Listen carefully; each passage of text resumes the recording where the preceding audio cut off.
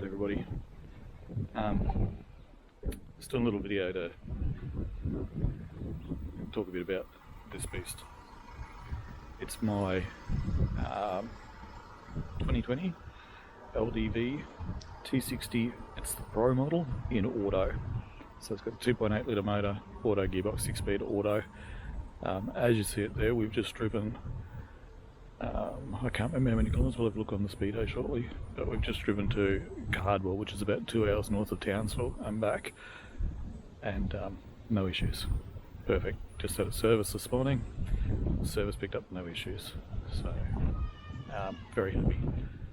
So I'll run through a few things. It's basically the only alterations we've got the large bar and the what do you call it? The light bar, and on the back got the tow bar.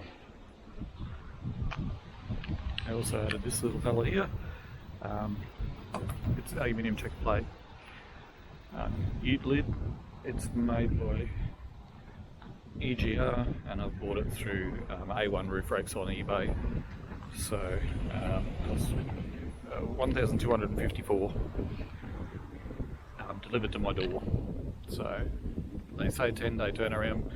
Mine was on my doorstep in 3, so anyway, 10-day lead time for manufacture is what they say. So that's the car, warts and all. She's filthy. Like I said, she's just done a mega trip.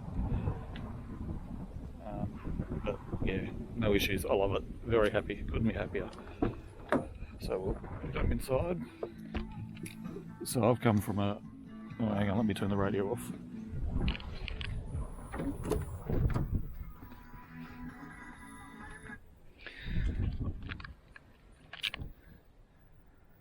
Yeah.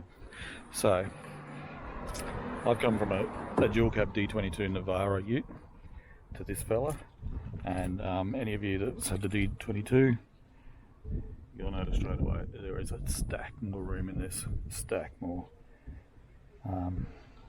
Plenty of leg room. It's got a little outlet there for 12 volt. I ran my fridge off that, so that works. No drama. Let's hop in the front and have a look.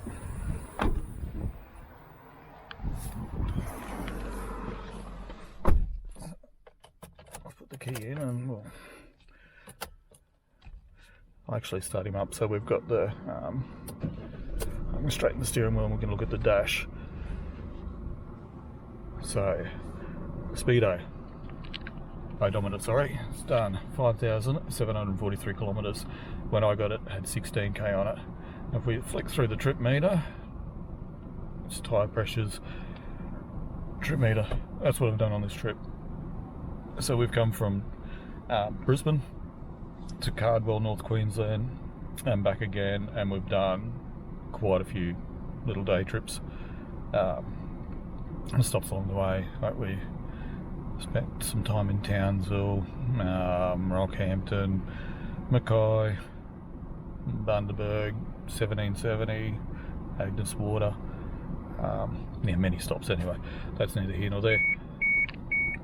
That there, my friends, is one of my little bugbears with the car. Is that seatbelt warning.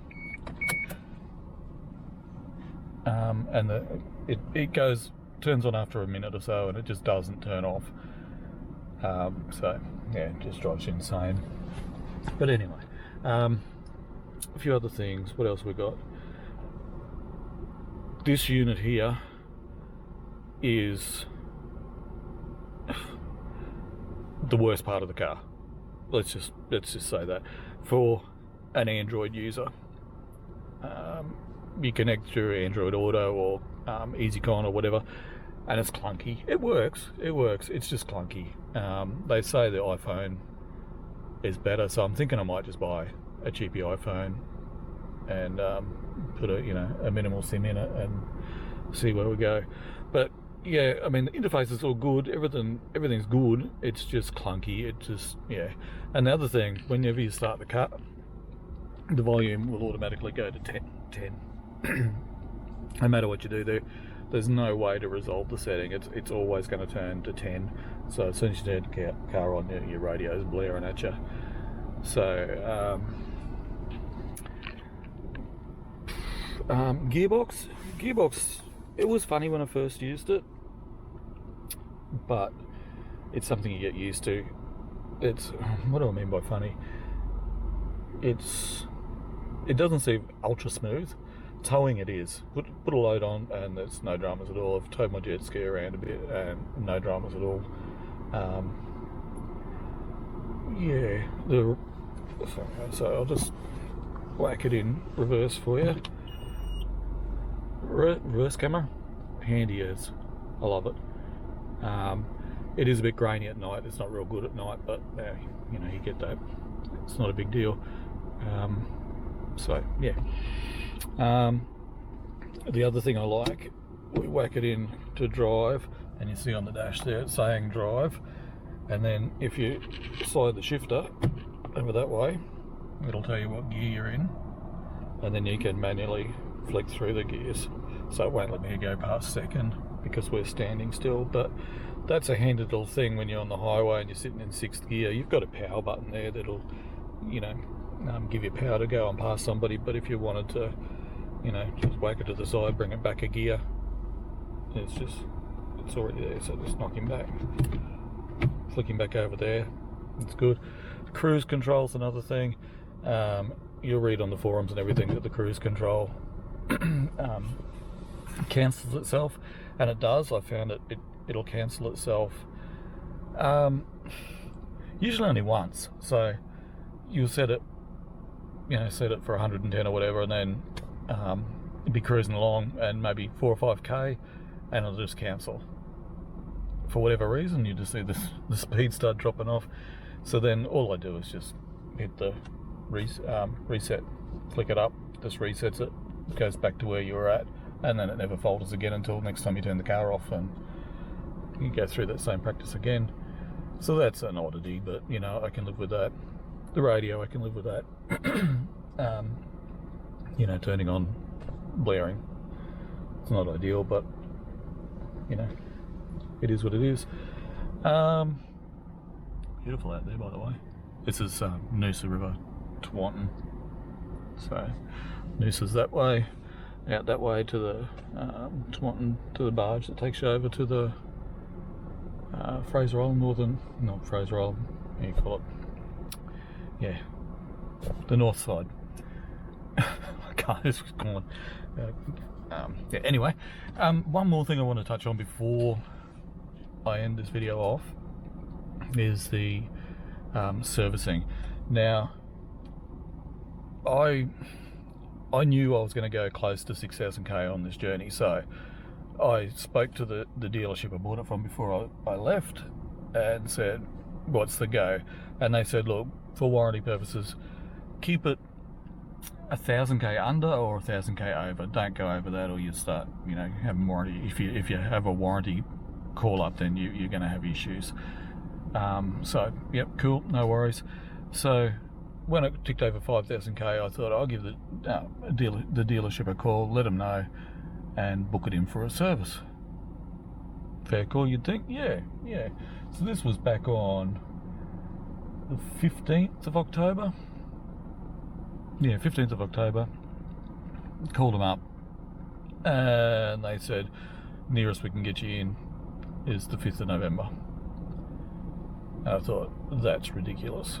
So I rang 2 more dealerships because there was others on our way back down. Same deal, all within a day or so of each other. So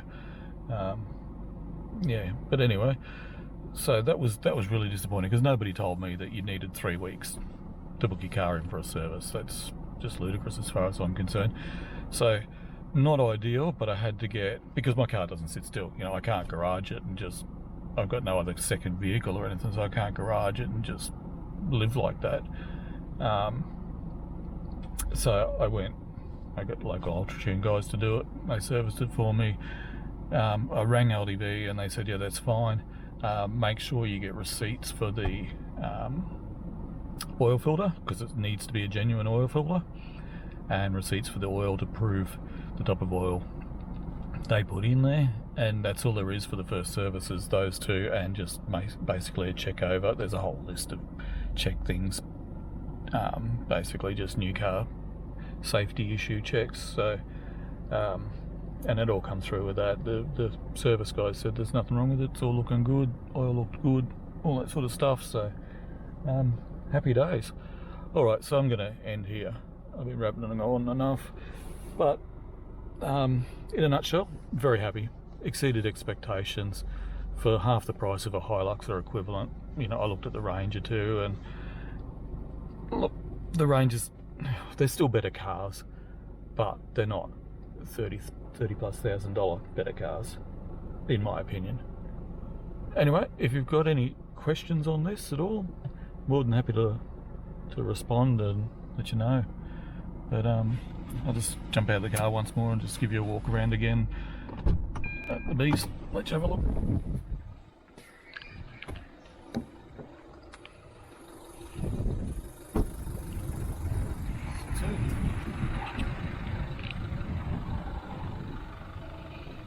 It's a good looking truck in my opinion.